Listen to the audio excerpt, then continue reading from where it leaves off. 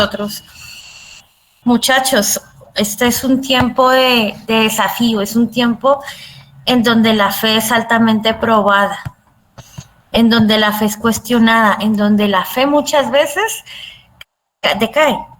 Pero quiero decirles que en el tiempo antiguo también pasó lo mismo, que hubo dos jóvenes, mejor, cuatro jóvenes en dos épocas diferentes, tenían cosas en común. Ambos estaban dominados por una nación o un pueblo. Otra cosa en común que tenían eran prisioneros. Y hay otra cosa común que tenían ellos, conocían de las cosas del Eterno, pero vamos a ver en qué difería. Vamos a ver dos personas que fueron Gedeón y Sadrach, Mesach y Abednego, que eran los compañeros de Daniel. Pero antes de empezar, vamos a orar. Bendito Señor y Padre Celestial, te damos las gracias por esta noche, Señor. Yo te pido que me quites a mí, te coloques tú, Señor. Yo no quiero hablar por mi cuenta. No quiero hablar palabras de hombres. Las palabras de hombres sobran.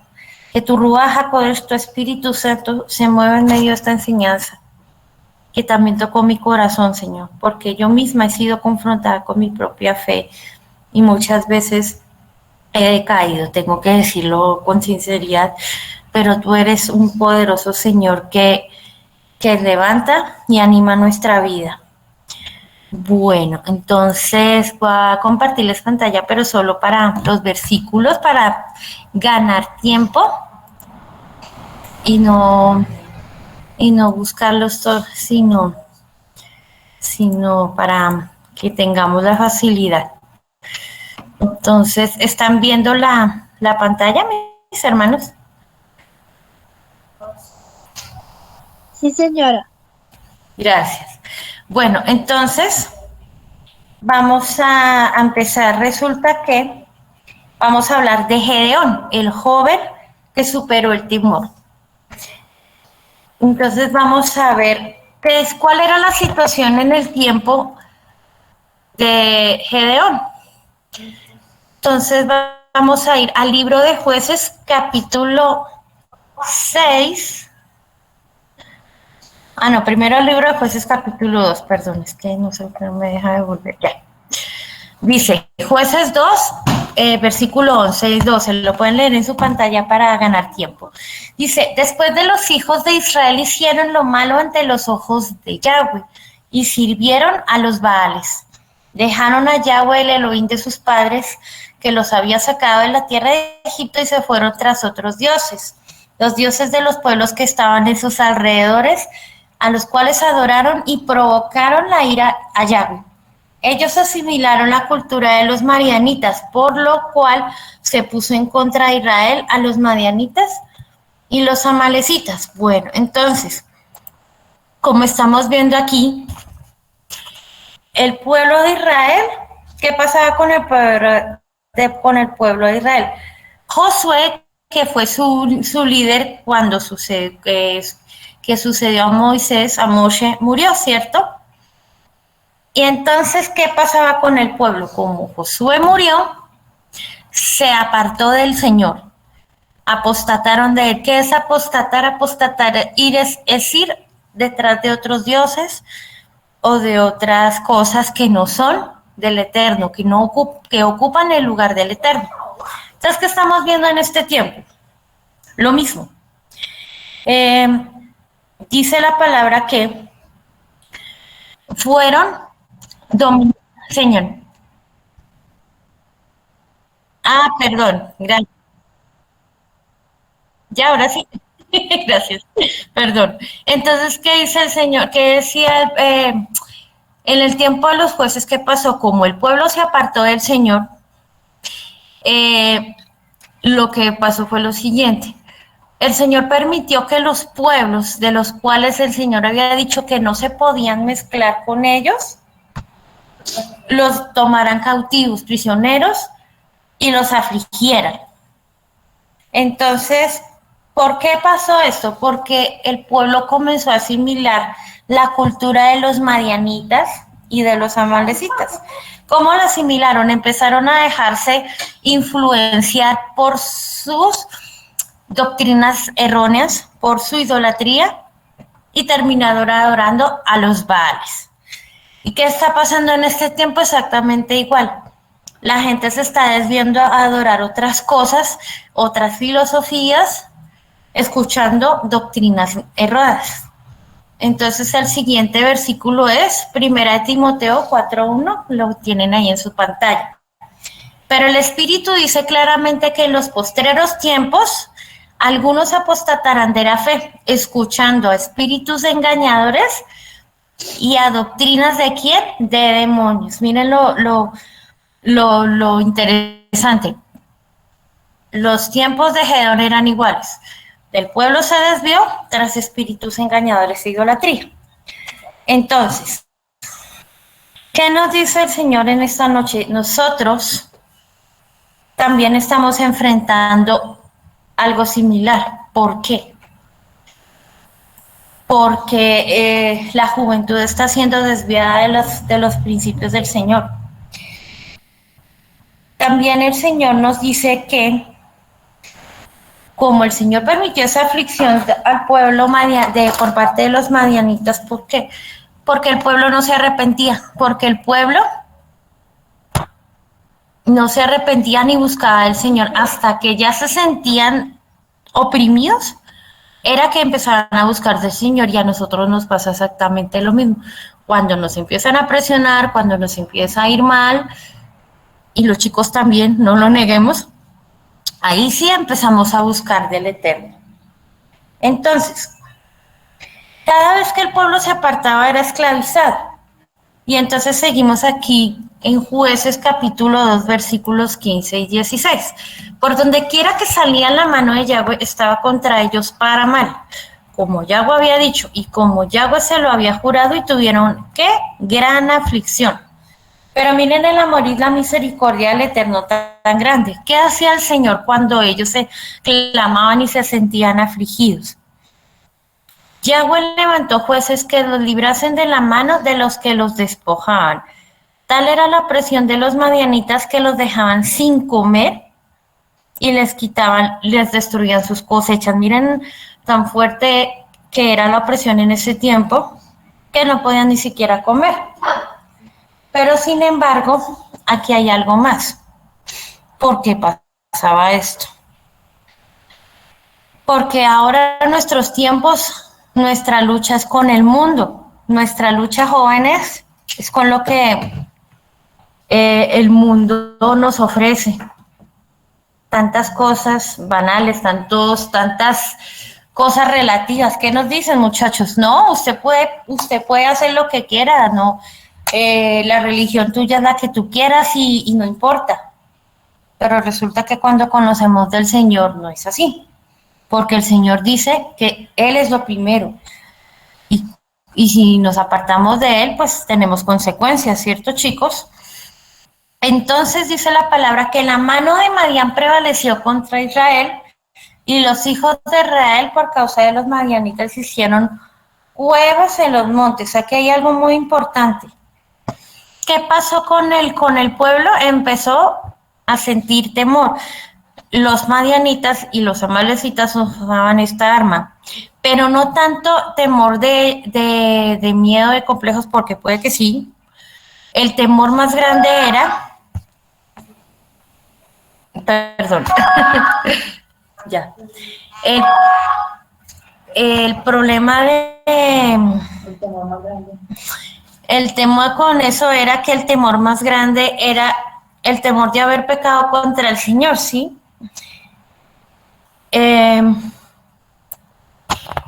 Pecaba contra el Señor y sentían miedo de las consecuencias, y eso es lo que realmente pasa. No hay un arrepentimiento, no hay un sentimiento de que no me voy a volver hacia el Señor y me voy a convertir. Realmente no, tenían miedo de las consecuencias físicas. Les pongo un ejemplo. Cuando una persona roba y la descubren de que tiene miedo, de que la cojan presa, de que haya un proceso, Y eso era lo que le pasaba al pueblo, le tenían miedo a confrontar su pecado y las consecuencias del mismo. Sin embargo, en ese momento se levantó un hombre. Entonces el Señor levanta a un muchacho llamado Gedeón. Entonces, pero también el Señor nos recuerda algo. Dice que en Primera de Juan 2, del 15 al 17, dice así: no améis al mundo ni las cosas que están en él. Si alguno ama al mundo, el amor del Padre no está en él, porque todo lo que hay en el mundo, que son los deseos de la carne, los deseos de los ojos y la vanagloria de la vida, no viene del Padre, sino del mundo. Y el mundo pasa y sus deseos, pero el que hace la voluntad del Señor permanece para siempre. Entonces, el Señor levanta a un hombre llamado Gedeón. Gedeón era un hombre como todos los del pueblo que estaba atemorizado, pero sin embargo Gedeón tuvo el valor y miró más allá de lo físico. Es ahí cuando el Señor nos dice, lo llama. ¿Y quién es Gedeón? Gedeón es un muchacho, su nombre significa guerrero poderoso en hebreo. Fue el quinto juez del pueblo de Israel, era de la tribu de Manasés, era hijo de Joás Abieserita. Ellos se dedicaban al cultivo del trigo. Y lo escondían, ¿para qué? Para que los madianitas no se lo quitaran. Un dato curioso es que ellos fueron asesinados, los hermanos de Gedeón fueron asesinados en la guerra. Entonces, el Señor, ¿qué empieza a hacer con Gedeón? Empieza a llamarlo. Y lo más bonito es que en vez del Señor decirle, oiga, cobarde, salga de ahí, no. El Señor comienza a decirle totalmente lo contrario.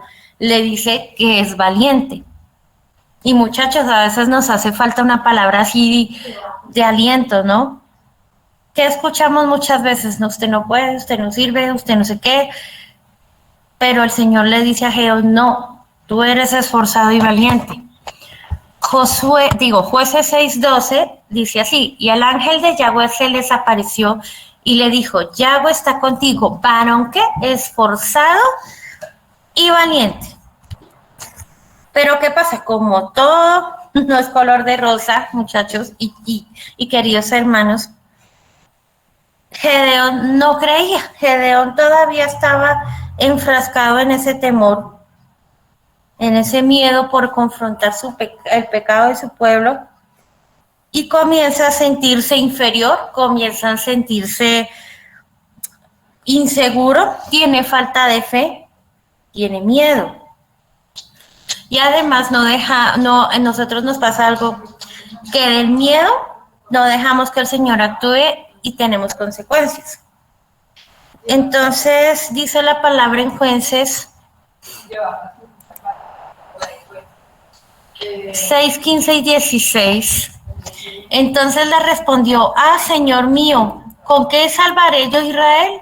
He aquí que mi familia es pobre. Ahí empezó otra vez. Yo soy pobre. ¿Qué decimos nosotros los jóvenes? Nadie me quiere, todos me odian, mejor me como el gusanito. Suena chistoso, pero así es. Nosotros nos dejamos envolver por el miedo. ¿Con qué salvaré yo a Israel? He aquí que mi familia es pobre en Manasés y yo el menor de la casa de mi padre. Y el Señor vuelve y le dice, ciertamente yo estaré contigo y derrotarás a los madianitas como a un solo hombre. Entonces, el Señor tenía que trabajar primero con Gedeón un proceso para que quitara el miedo, o sea, que eso se resume en fe, en falta de fe. ¿Por qué? Porque a Gedeón le pasó lo mismo que sus antepasados. No creían en lo que el Señor les había prometido.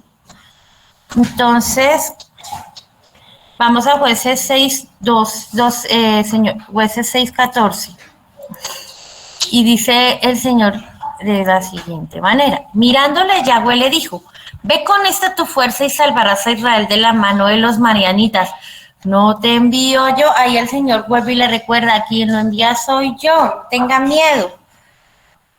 Entonces el Señor empezó a trabajarle su interior para que creyera, para que entendiera que Él era el que iba a estar con él y que el propósito que tenía era grande.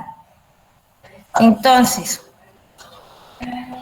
¿qué más hizo el Señor? Tuvo que hacerle derribar el altar que su familia tenía a los dioses paganos. O sea, el Señor tiene que derribar muchas cosas en ti, querido joven, en ti, querido adulto, en mi vida, para que podamos cumplir los propósitos del Señor. Y muchas veces obedecer no es fácil, ¿sí o no? Muchas veces nos encontramos en situaciones que obedecemos o seguimos los principios del Señor o le hacemos caso a los demás. Entonces el Señor dice en su palabra así. Le dice a Gedeón de la siguiente manera. En 2 de Timoteo 1:7 él nos dice, Elohim no nos ha dado espíritu de cobardía, sino de poder, de amor y dominio propio. Entonces el Señor nos quería recordar eso. Le quería recordar a Gedeón que él lo dotaba de valor para poder cumplir el propósito que tenía. Entonces, y sin embargo Gedeón todavía sigue sin creer. Pero Gedeón desarrolló, a pesar de todo eso, Gedeón desarrolló una cualidad. Y es que desarrolló pedir la dirección del Señor para cumplir con su misión. A pesar de todos esos defectos, Gedeón pudo servirle al Señor con sus propósitos. Entonces, y sin embargo, a pesar de eso, también otra vez lo mismo, pidiéndole señal al Señor para ver si realmente Él lo enviaba. En Jueces 17 nos dice, respondió, yo te ruego que si he hallado gracia delante de ti, me des señal de que tú has hablado conmigo. ¿Qué hacemos nosotros, muchachos? Y muchas veces lo hemos oído, no, si en las personas incrédulas sobre todo, no, si el Señor existe, que me dio una prueba. Si el Señor existe, ¿por qué permite tal cosa? Eso es lo que el Señor quiere decirte a ti y a mí. Tú no necesitas pruebas para creer. ¿Por qué? Porque la palabra del Señor, en la palabra del Señor lo encuentras. Si tú no eres una persona que escudriña las Escrituras, difícilmente vas a poner tu confianza en el Señor. ¿Por qué? Porque nadie puede confiar en lo que no conoce. Y eso es así. Siempre nosotros estamos buscando como un apoyo, como algo que nos guíe. Pero las Escrituras son lo suficientemente amplias para guiarte a creer y a estar con el Señor. Entonces, dice la palabra también que Gedeón finalmente obedece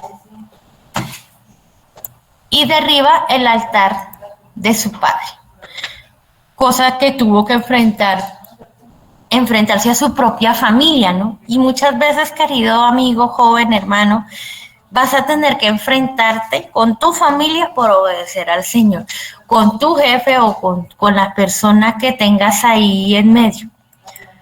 Dice la palabra en Jueces 6, 25 y 26. Aconteció la misma noche y Yahweh le dijo, toma un hato del hato de tu padre, el segundo toro de 7 años y derriba el altar de Baal que tu padre tiene. Corta también la imagen de acera que está junto a él.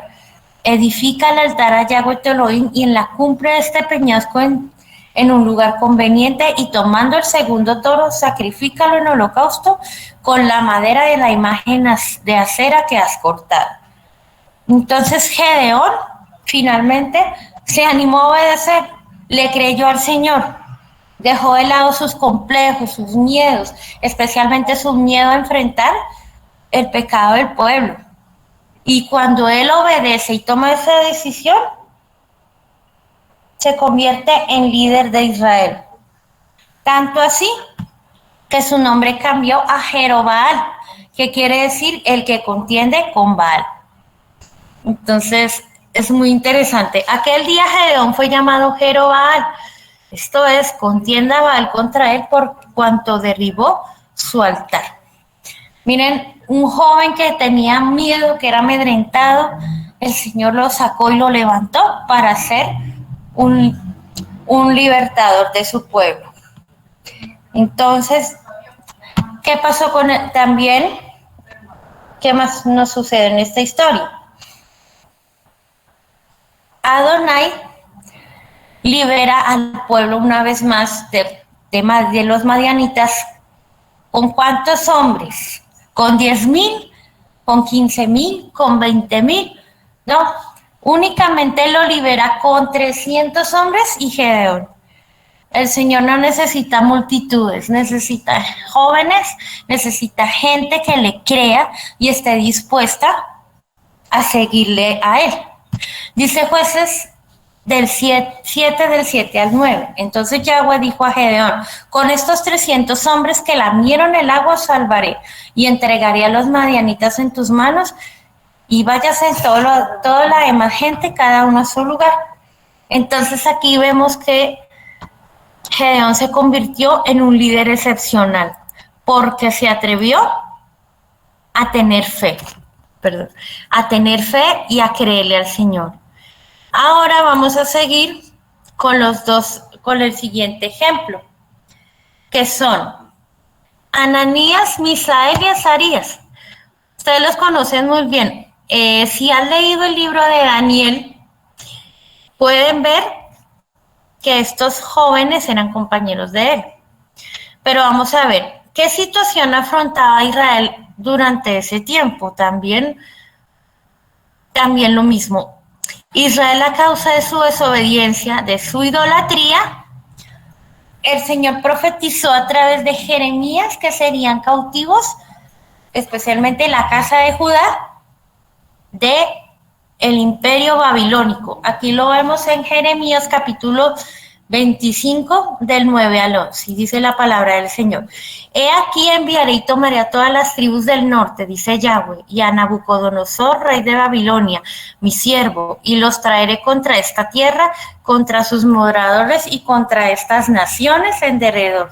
Los destruiré y los pondré por escarnio y por burla en desolación perpetua. Y haré que desaparezca de entre ellos la voz de gozo y la voz de alegría, la voz de desposado y la voz de desposada, ruido de molino y luz de lámpara.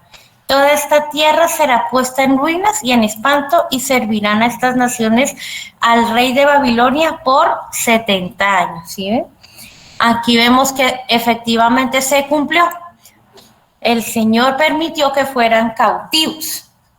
Hoy en día no tenemos esa clase de cautividad, pero sí estamos viviendo tiempos similares en los cuales nosotros, el Señor advirtió en Lucas 21 lo que está pasando. Lucas 21 del 9 al 10 dice la palabra del Señor. Él entonces dijo: mirad que no sé qué, engañados muchachos, pilas. Hay que leer las palabras, hay que buscar la verdad, pero la verdad no se busca ni en el compadre, ni en el amigo, no se busca en cualquier literatura. Se busca es en las Escrituras. Porque vendrán muchos en mi nombre diciendo que yo soy el Mesías, el tiempo está cerca, mas no vayáis en pos de ellos. Muchachos, les hago un llamado de parte del Señor para que voten mañana a conciencia, los que vayan a votar. De nosotros depende muchas cosas, pero votemos con sabiduría, no porque no haya nadie más o por algo, no, votemos dirigidos por el Señor. También lo que dice la palabra es lo siguiente: cuando oigas de guerras y sediciones quiere decir alborotos, quiere decir conflictos, protestas, como lo que estamos viendo, lo que vimos nosotros, a que nos enfrentamos en Colombia: paros tras paros tras paros, protestas tras protestas. Miren lo que la palabra dice. No os alarméis porque es necesario que todas estas cosas acontezcan primero, pero el fin no será inmediatamente. Entonces se les dijo, se levantará nación contra nación, reino contra reino. Estamos viendo las dos cosas, nación contra nación. Miren el conflicto de Rusia y Ucrania, lo que está pasando. Reino contra reino, estamos viendo cómo la gente cansada de tanta injusticia y de tanta maldad se está levantando contra sus propios gobernantes.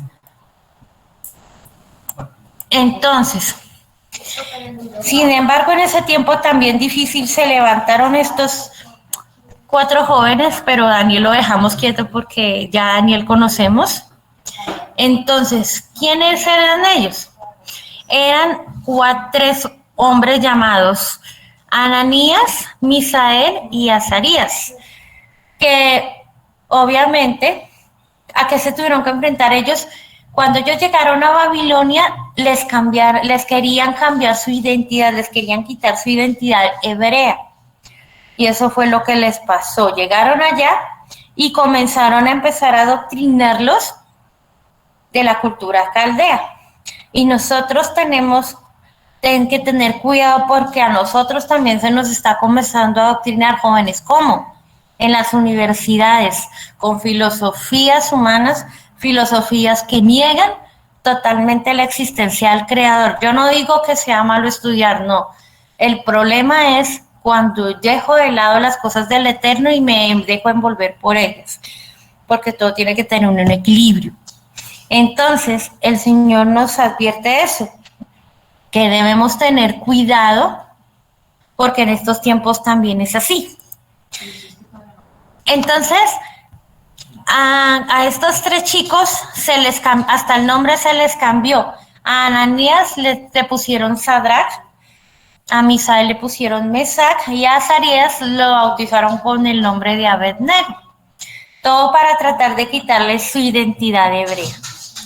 Sin embargo, ellos se mantuvieron firmes y no permitieron que se les quitara su identidad, porque ellos tenían claro que tenían que guardar la Torá, seguir los mandamientos y estar arraigados en ellos. Entonces, ¿cómo hicieron para guardarse estos muchachos? Vamos a verlo. ¿Cómo hicieron para guardarse íntegros? Muy sencillo. Dice la palabra que ellos hicieron como una especie de ayuno, ¿no?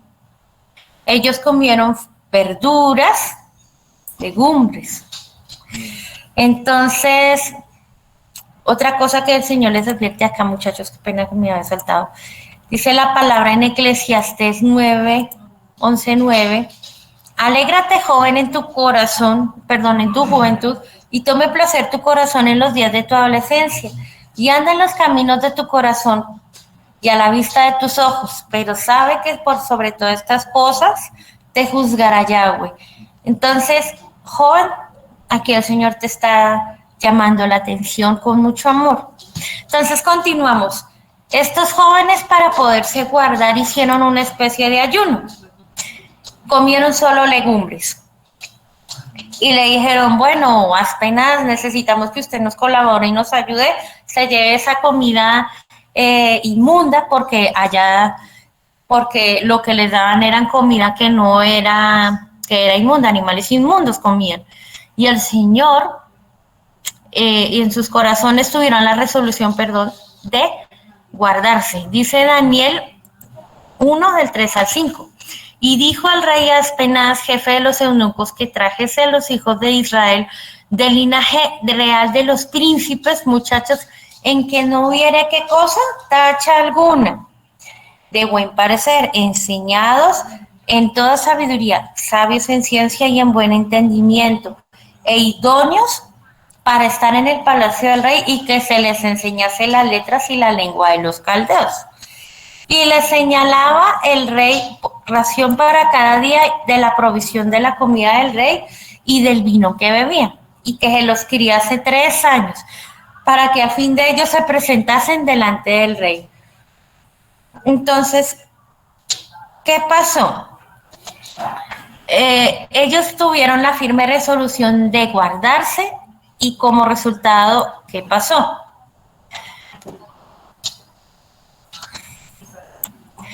Dice, al cabo de los 10 días, en Daniel 1, del 15 al 19, pareció el rostro de ellos mejor y más robusto que el de los otros muchachos. Miren, el Señor cómo respalda cuando uno tiene la resolución firme de obedecer la Torah. Más robusto que el de los otros muchachos que comía de la porción de la comida del rey. Así pues, Melzar se llevaba la porción de la comida de ellos y del vino que bebían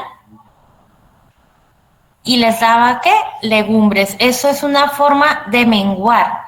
Ellos se negaron a sí mismos con tal de conservar la Torah en sus corazones. Y eso es lo que, joven, tú tienes que tener presente. Debes negarte todo el tiempo, pero no lo puedes hacer solo. Solo con la ayuda del Señor lo puedes hacer.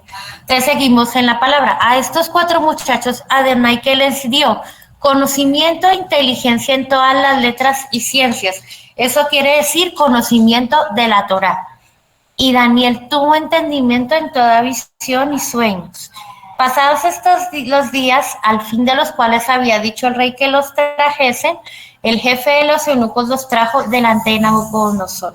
Y el rey habló con ellos y no fueron hallados entre todos, otros como Daniel, Ananías, Misael y Azarías, y así pues estuvieron delante del rey. Miren, estuvieron firmes en esa resolución y el Señor los levantó por sobre todos los demás.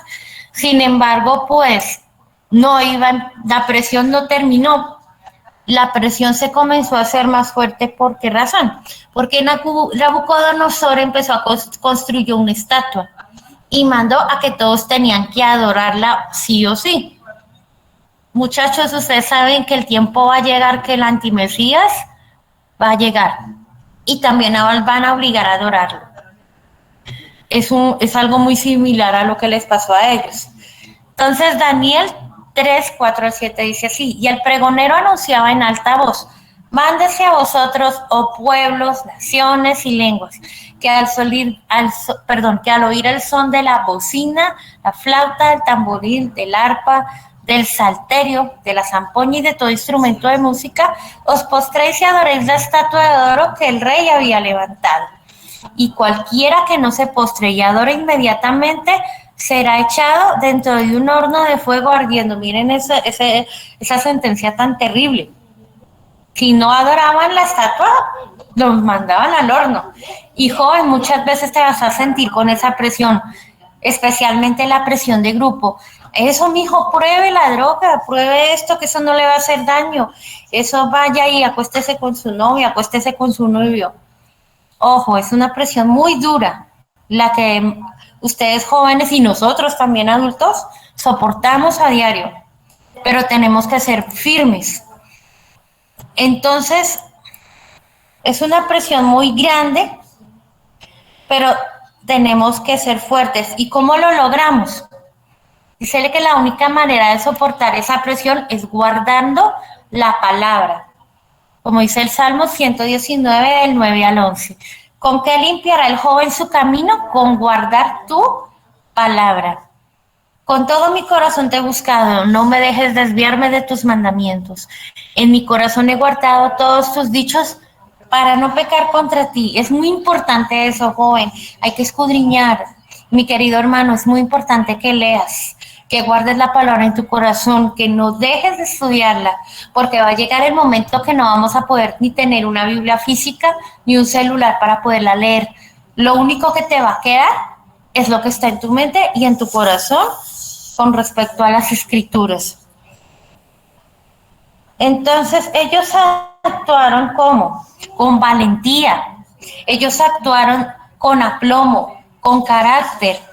Ellos tenían claro quiénes eran en el Señor. Entonces, le comienza, como no lo hicieron, ¿qué pasó? Aquí sigue la presión porque los empezaron a acusar. Hay algunos varones judíos los cuales pusiste sobre los negocios de la provincia de Babilonia, Sadrach, Mesach y Abednego. Estos varones, oh rey, no te han respetado, no adoran tus dioses, ni adoran la estatua de oro que han levantado. Muchachos, nos enfrentamos diario con eso. Ay, no, es que usted no cree, es que usted no sé qué, usted sí sé más. pero tienes que ser valiente, joven.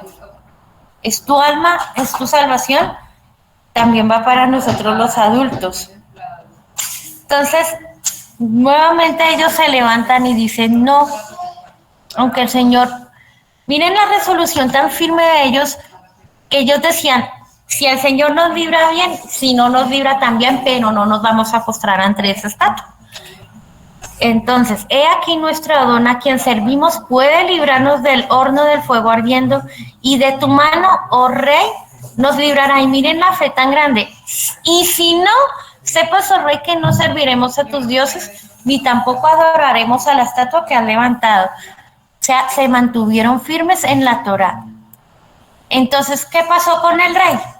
El rey obviamente se llenó de ira y el Señor, y Nabucodonosor, ¿qué dice? No, los vamos a echar en el horno. Dice en el versículo 19 del capítulo 3, entonces Nabucodonosor se llenó de ira y se demudó el aspecto de su rostro. Imagínense por un momentico a Nabucodonosor, pero lleno de rabia, con furia, y les dice, no, échenlos al horno. Se llenó de ira, se demudó el aspecto de su rostro contra ellos, contra Sadrach, Mesach y Abednego, y ordena que el horno se caliente, ¿cuántas veces? 7 veces más de lo acostumbrado. Muchas veces vamos a sentir que la presión se calienta 7 veces más, que cada vez va a ser más duro, que cada vez va a ser más cerrado. Pero miren la actitud de estos jóvenes, aunque se les cerró más, no cambiaron de decisión.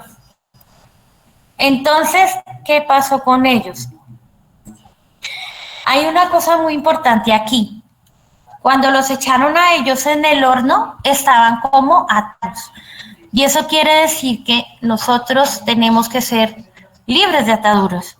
Y que por eso a veces el Señor permite pruebas y permite cosas, porque tiene que desatarnos de todas aquellas cosas que por años hemos adquirido, y solo a través de ellas podemos ser liberados de esas ataduras.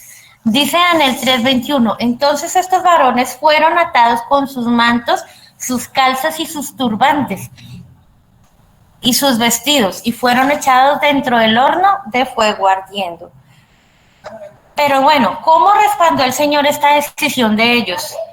Primero, los acompaña en medio del fuego. Lo que te enseña a ti y lo que me enseña a mí esto es que Adonai siempre va a respaldar cuando tú decides obedecer su palabra, su Torah, ¿sí? Entonces dice la palabra en Daniel 3:24 al 25. Entonces el rey Nabucodonosor se espantó y se levantó apresuradamente y dijo a los de su consejo, ¿no echaron a 3 varones atados dentro del fuego? Ellos respondieron al rey, he aquí, es verdad, oh rey. ¿Y qué pasó con Nabucodonosor? Vio la presencia del Señor, vio al Señor mismo ahí. Ellos respondieron al rey, es verdad, oh rey. Y él dijo, he aquí yo veo 4 varones sueltos que se pasean en medio del fuego y sin sufrir ningún daño. Y el aspecto del cuarto es semejante al Hijo de Dios. O sea, el Señor vio, Nabucodonosor vio a Yahshua, vio eso.